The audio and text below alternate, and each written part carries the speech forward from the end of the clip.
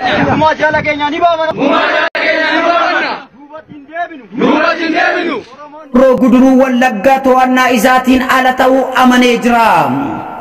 Lola yeroo dheeraaf waraana mootummaa fi woboo gidduutti deemaa jiruun godinni Horroo Guduruu Wallaggaa caasaa bulchiinsa mootummaatiin ala ta'uu isaa beekamee jira.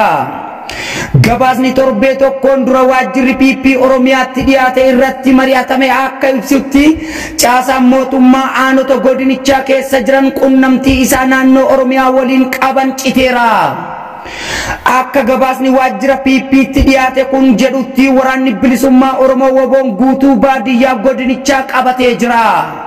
Sababa kanaaf dabballoonni aanaa hedduu isaanii fedhii isaaniitiin hojii gadi lakkisanii jiru.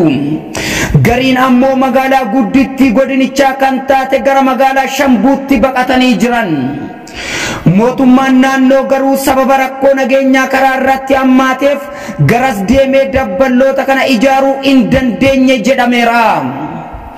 Bifuma wal fakkaatuun godinoota Qellam Wallaggaa fi Lixa Wallaggaatti caasaan mootummaa guutumatti diigamuu isaa gabaasa keessoon mootummaa irraa arganne ni mul'isa.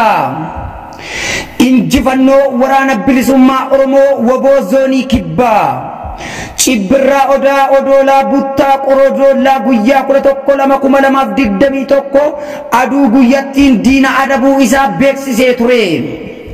Haaluma kanaan leencichi bosonaa woboon zoonii kibbaa Koonyaa Gujii baa keessa sossoo guyyaa kadhaa bokkisaa oolee jira. Haala kanaanis godina Gujii baa aanaa Gooroo Doolloo ganda Dhuqqoo keessatti tankaarfii fudhateen loltuu mootummaa gabroonfataa irraa battalatti nama 6 yoo ajjeesu 8 immoo madoon adabeera. Akkasumas humna dabalataan dhufee reeffaaf madoon guurattee galuu jirtu irratti buttaan gannaalee siidaa gurraacha achuma aanaa Gooroo Doolloo ganda Balambalti irratti hattee hidhuun biyyee nyaachisee jira. Battalatti namni du'e 4 ga'uu isaa mirkaneessinee jirra. Madoo immoo ammaaf addaan hin baafanne hospitaalli magaalaa Nageellee madoon guutuu odeeffannoo arganneerra. Ajajaan 50 waraana PP isaa kan jedhamu waraana bilisummaa Oromoo woboo aanaa Beeggiitti hidhannoo isaa guutuu waliin dabalamee jira.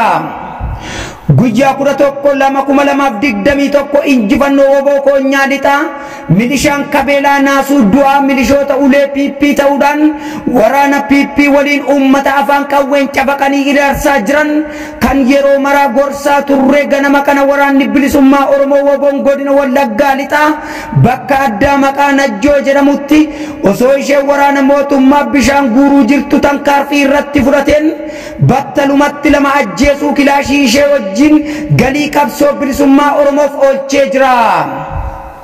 Oduulee waqtaawaa wal duraa duubaan biyya keessaa alaa kan biraan geenyu gullallee jira.